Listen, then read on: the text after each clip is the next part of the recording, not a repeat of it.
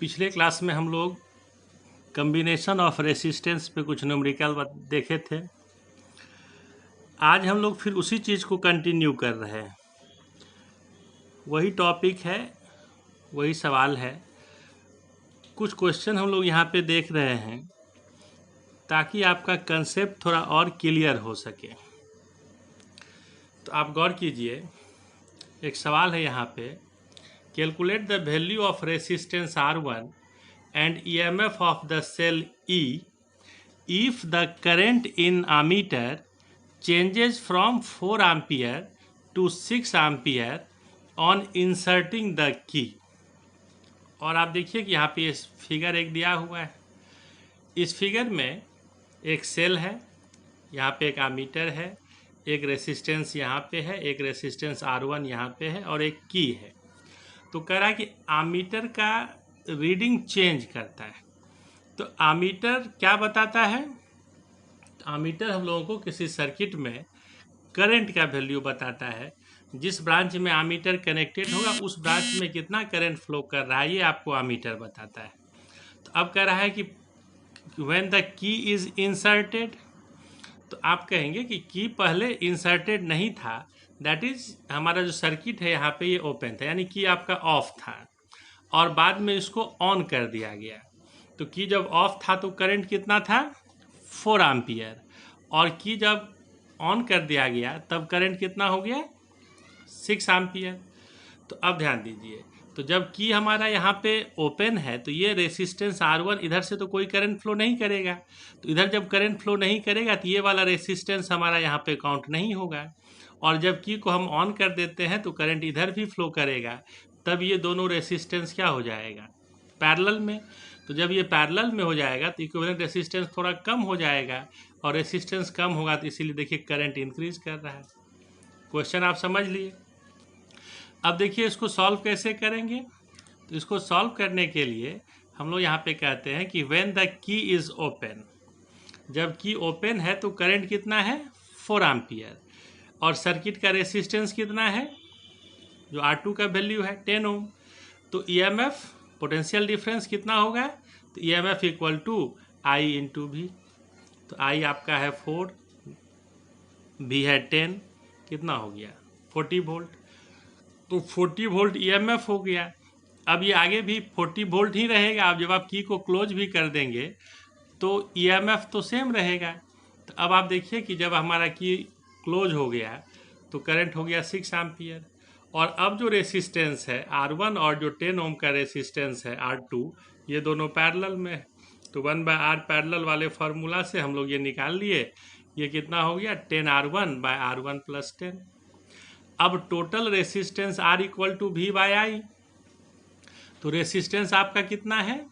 तो रेसिस्टेंस हम लोग यहाँ पे देख रहे हैं कि रेसिस्टेंस है 10R1/R1 + 10 equal to potential difference EMF कितना है? 40 और करंट है 6। ये 0 0 कैंसिल। ये हो गया आपका 6R1 equal to 4R1 + 40, that is 2R1 equal to 40, R1 equal to 20 ohm. तो इस सवाल में नया क्या था? तो नया इसमें कुछ नहीं था, बस हम लोग को यहाँ ये देखना था कि अगर कोई सर्किट दे दे, अगर किसी सर्किट में कोई की कनेक्टेड है, की को अगर हम ऑन या ऑफ करते हैं उसके अकॉर्डिंगली फिर आमीटर जो रीडिंग देता है, तो इस तरह के सवाल को थोड़ा सा ध्यान से समझना है। अब देखिए दूसरा क्वेश्चन है, इन the given figure when the key is open the ammeter reading is 5 ampere. Figure में देखिए यहाँ पे की है, की को जब आप ओपन रखे हैं तो आमीटर का रीडिंग है 5 एम्पियर। आमीटर इस ब्रांच में लगा हुआ है। What will be the ammeter reading when the key is closed. जब इस की को क्लोज कर देंगे तो आमीटर का रीडिंग क्या होगा?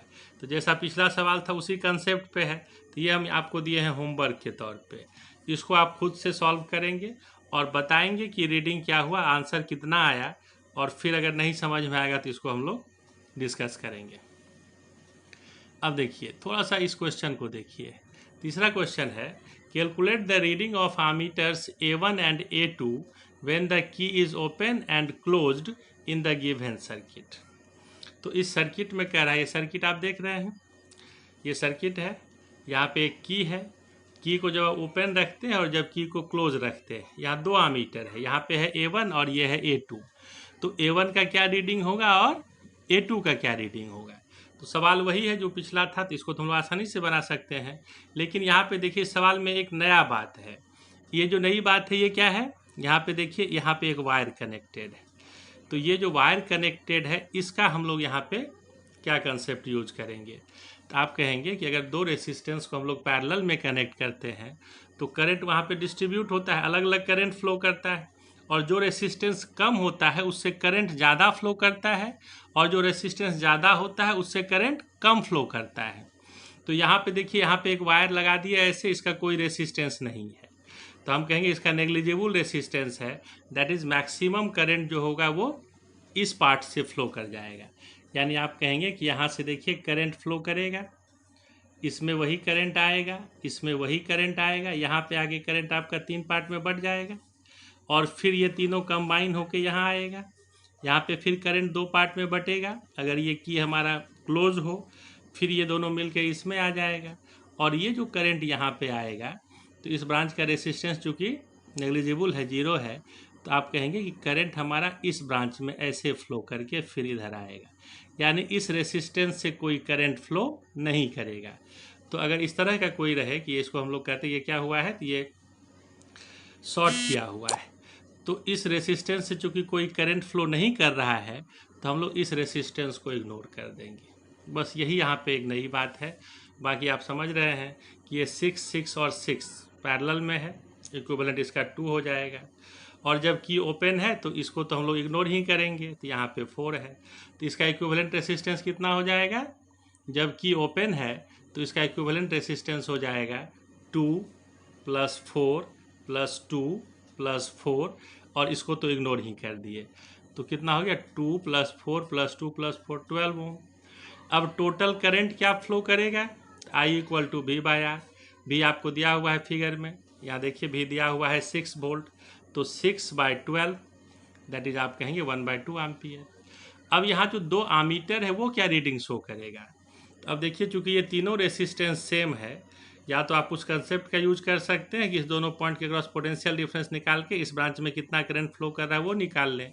या नहीं, अगर आप बात समझ रहे हैं तो चूंकि तीनों रेसिस्टेंस सेम है तो करंट यहाँ 3 इक्वल पार्ट में डिवाइड होगा, यानी इधर जो करंट फ्लो करेगा वो क्या हो जाएगा, टोटल करंट का 1/3 हो जाएगा। तो आप कहेंगे कि रीडिंग ऑफ एमीटर A1 कितना हो जाएगा, 1/2 टोटल था, उसका 1/3 यानी 1/6 एम्पियर। और रीडिंग ऑफ एमीटर A2 क्या हो जाएगा, जो टोटल करंट था वो इससे फ्लो कर रहा है, तो आप कहेंगे इसका रीडिंग वही रहेगा जो टोटल करंट है, यानी 1/2 एम्पियर। फिर इसी तरह से जब की को आप क्लोज कर देंगे, तो की को जब क्लोज कर देंगे तो इस सर्किट में ये रेसिस्टेंस भी अब काउंट होगा। अब ये 4 और 4 इक्विवेलेंट इसका 2 हो गया, तो 2 + 4 + 2 + 2, तो टोटल रेसिस्टेंस कितना हो गया, 2 + 4 + 2 + 2 यानी 10 ओम। और टोटल करंट क्या हो जाएगा, V/R। आपका V है 6, तो 6/10 यानी 3/5 एम्पियर। तो ये टोटल करंट हो गया। तो अब A1 का क्या रीडिंग हो जाएगा, तो A1 का रीडिंग अब इसका 1/3 हो जाएगा। तो रीडिंग ऑफ एमीटर A1 3/5 का 1/3 that is 1/5 ampere. Reading of ammeter A2 जो टोटल करंट था 3/5 एम्पियर। कोई दिक्कत इसमें। अब देखिए उसी से उसी टाइप का एक और क्वेश्चन है, थोड़ा सा ये वर्ड प्रॉब्लम टाइप का, इसमें सर्किट आपको खुद से बनाना होगा। A letter A is constructed of a uniform wire of resistance 1 ohm per centimeter.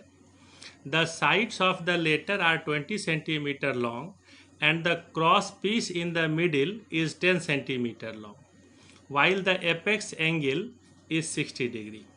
Find the current flowing through different parts when a battery of EMF 15 volt and internal resistance 3.3 ohm is connected across the 2 ends of the legs.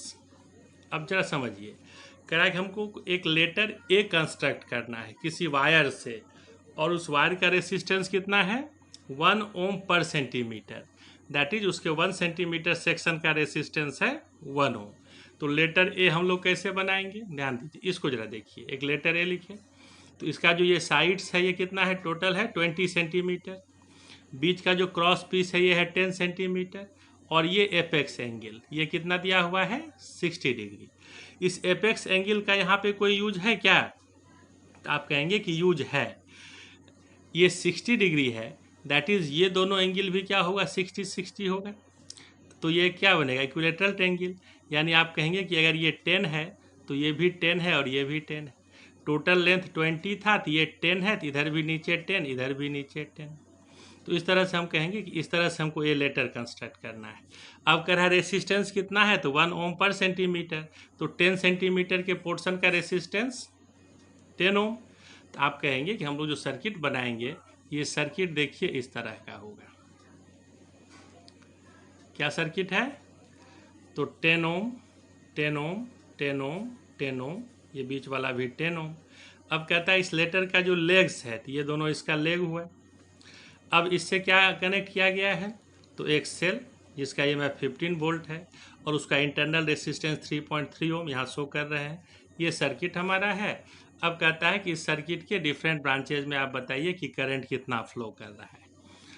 तो पहले हम लोग इसका equivalent resistance निकालेंगे। तो अब आप देखिए कि मान लीजिए कि टोटल करंट यहाँ से आई आया, ये आई करंट यहाँ तक आया। इस ए पॉइंट पे करंट I1 इधर गया, I2 इधर आया। यही I1 इधर से फ्लो करके आया, I2 इधर से आया, दोनों मिलके फिर इसमें क्या हो गया, I हो गया। तो हम लोगों को इसमें निकालना क्या है, I1 और I2 अलग अलग ब्रांच में। तो अब चूंकि इस दोनों में सेम करंट है, तो ये 10 और 10 सीरीज में है, तो इक्विवेलेंट कितना हो गया, 20। अब ये जो ऊपर वाला 20 है और ये जो बीच वाला 10 है, ये दोनों पैरेलल में है। तो 1/R पैरेलल 1/20 प्लस 1/10 3/20 यानी हो गया 20/3। तो ये R, फिर अब ये जो इक्विवेलेंट आपको मिला उसके साथ अब ये दोनों 10 और 10 सीरीज में है। तो R सीरीज इक्वल टू 10 + 10 अब प्लस 20/3। इसको आप सॉल्व कीजिए तो ये हो गया 80/3 यानी 26.666, या इसको हम 67 कर दिए। और जो इंटरनल रेसिस्टेंस है 3.33 ये भी सीरीज में है। तो जो आपको एक्सटर्नल मिला इतना और उसके साथ इंटरनल सीरीज में है, तो आप कहेंगे कि टोटल रेसिस्टेंस इसका हो गया 26.63 आप प्लस 3.33 दैट इज 30 ओम। तो टोटल करंट क्या हो जाएगा, तो टोटल करंट जो इसका होगा I = V/R। तो V आपका कितना है 15, R आप निकाले हैं 30, 1/2 एम्पियर। अब करंट I1 और I2 निकालने के लिए फिर हम देखेंगे कि इस पॉइंट पे चूंकि करंट डिस्ट्रीब्यूट हो रहा है, इस पर हम लोग टोटल करंट दे रहे हैं 1/2 एम्पियर। तो A और B के अक्रॉस पोटेंशियल डिफरेंस जब निकालेंगे तो इसका इक्विवेलेंट रेसिस्टेंस इस पोर्शन का कितना है 20/3। तो जब हम लोग ये निकालेंगे V, तो ये हो गया IR, I है 1/2, R है 20/3, तो पोटेंशियल डिफरेंस कितना हो गया 10/3 वोल्ट।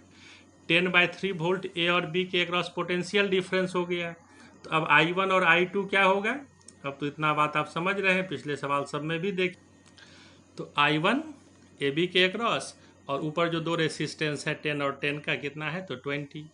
तो ये करंट हो गया आपका 1/6 एम्पियर। और फिर I2 जो बीच वाले पार्ट में करंट है, तो पोटेंशियल डिफरेंस इसके लिए भी हो गया 10/3 और रेसिस्टेंस है 10, तो ये हो गया 1/3 एम्पियर। तो 1/3 एम्पियर बीच वाले पोर्शन में, ऊपर वाले पोर्शन में 1/6 एम्पियर, और जो नीचे वाला सेक्शन था जो टोटल करंट था 1/2 एम्पियर। तो हर एक पार्ट में आपको करंट मिल गया। अब देखिए ये एक नेक्स्ट क्वेश्चन है, ये एनसीईआरटी का क्वेश्चन है, बहुत इंपॉर्टेंट है, इसको ध्यान से समझिएगा। इसका कंसेप्ट थोड़ा अलग है, जो हम लोग सीरीज पैरेलल अभी तक यूज कर रहे थे कंसेप्ट वही है, लेकिन थोड़ा सा बनाने का तरीका इसका अलग है। आपको ये सवाल हर एक बुक में मिल जाएगा, तो इसको जरा गौर कीजिए। क्वेश्चन है, determine the current drawn from 12 volt supply with internal resistance 0.5 ohm by the infinite network shown in figure। इस फिगर को देखिए, ये रेसिस्टेंस है, सब रेसिस्टेंस कितने का है 1 ओम का है, बीच में भी रेसिस्टेंस है सब 1 ओम का है, और ये कहाँ तक है, तो ये लेटर आपका इन्फिनिटी तक है। और इस दोनों पॉइंट के अक्रॉस आपको कहा है कि 12 वोल्ट का एक बैटरी जोड़े हैं, उसका इंटरनल रेसिस्टेंस 0.5 ओम है। तो कैसे इसको सॉल्व करेंगे, अब देखो अगर ये यहाँ तक ही होता, यहीं तक अगर ये नेटवर्क रहता है तो हम कहते हैं कि ये तीनों सीरीज में है, फिर जो इक्विवेलेंट मिला उसके साथ ये 1 पैरेलल में है, फिर ये दोनों सीरीज में है, फिर पैरेलल, इस तरह से हम लोग सॉल्व कर लेते हैं। लेकिन ये इनफाइनाइट तक है, तो कहाँ से स्टार्ट करेंगे? तो ये तो हम लोगों को दिख नहीं रहा है कि कहाँ से स्टार्ट करेंगे, तो इसका थोड़ा ट्रिक है, उसको समझना है। तो यहाँ पे हम मान लेते हैं कि इस सर्किट का टोटल रेसिस्टेंस समथिंग मान लेते हैं एक्स, और उसमें हम लोग क्या करते हैं कि एक देखिए ये 3 का ग्रुप है, ये देखिए ये 3 का ग्रुप है, ये 3 का ग्रुप है, ये 3 का ग्रुप है, इस तरह से ये 3 का ग्रुप है, इन्फिनिटी तक गया है। तो इन्फिनिटी में अगर हम एक ऐड कर दें या इन्फिनिटी से अगर हम एक सब्ट्रैक्ट कर लें तो क्या होगा, कोई फर्क पड़ेगा क्या? इन्फिनिटी प्लस 1 क्या कहेंगे? इन्फिनिटी। तो हमने मान लिया कि इस सर्किट का इक्विवेलेंट रेसिस्टेंस कितना है? एक्स। और इस पूरे नेटवर्क के बदले हम एक रेसिस्टेंस यहाँ पे कह देते हैं, कितना है? यहाँ देखिए ये एक रेसिस्टेंस है एक्स, और इसमें क्या किए तो एक नेटवर्क इधर साइड से हम लोग ऐड कर दिए। तो हम कह रहे हैं कि ये जो पूरा का कितना है एक्स, उसमें एक नेटवर्क ऐड कर दिए। या आप ऐसा कहिए कि इसको यहाँ तक छोड़ दीजिए, यहाँ से इन्फिनिटी तक का कितना है? एक्स। तो अगर हम इसको इसमें ऐड भी कर देंगे तो क्या होगा? एक्स ही रहेगा। तो हम कहेंगे ये सर्किट है, टोटल रेसिस्टेंस हमारा एक्स था, उसमें हमने एक ये नेटवर्क साइड वाला ऐड कर दिया, तो अब भी इसका यहाँ से यहाँ तक का इक्विवेलेंट कितना होगा? अब भी इसका इक्विवेलेंट एक्स ही होगा। तब आप यहाँ पे इस सर्किट को अगर हम लोग कंसीडर करें तो आप कहेंगे कि ये एक्स और ये 1 ये दोनों पैरेलल में है। तो x और 1 पैरेलल में है, तो 1/x plus 1/1 equal to 1/r parallel. तो 1/r पैरेलल इक्वल टू हो गया 1 प्लस x/x। तो देयरफॉर r पैरेलल कितना होगा? तो r पैरेलल हम लोगों को मिल गया x/1 प्लस x। अब इसके साथ ये जो हम लोग देख रहे हैं दोनों साइड वाला, ये जो साइड वाला दोनों रेसिस्टेंस है, इसका इक्विवेलेंट मिल गया। अब ये 1 और 1 उसके साथ कैसे है? सीरीज में है। तो जब ये सीरीज में है तो आप कहेंगे कि R series equal to x/1 plus x plus 1 plus 1। और ये जो आर सीरीज यानी जो इक्विवेलेंट है इस पूरे सर्किट का वो x है, तो आप कहेंगे x/1 plus x plus 1 plus 1 equal to x। तो आप कह सकते हैं कि x, इसको इधर ले आइए, तो x minus 1/1 plus x equal to 1 plus 1 2। अब इसको थोड़ा सा हम लोग सॉल्व कर लेते हैं। तो यहाँ देखिए 1 प्लस एक्स एलसीएम हो गया, यहाँ हो गया x into 1 plus x minus x equal to 2। तो ये हो गया आपका x plus x square minus x equal to 2 plus 2x। तो ये हो गया आपका x square minus 2x minus 2 equal to 0। तो ये तो फैक्टराइज करके ब्रेक नहीं होगा, तो इसको हम लोग क्वाड्रेटिक इक्वेशन से ही ब्रेक कर सकते हैं। तो इस तरह के क्वाड्रेटिक इक्वेशन के हम लोग कैसे सॉल्व करते हैं? तो x equal to minus b plus minus root under b square minus 4ac/2a।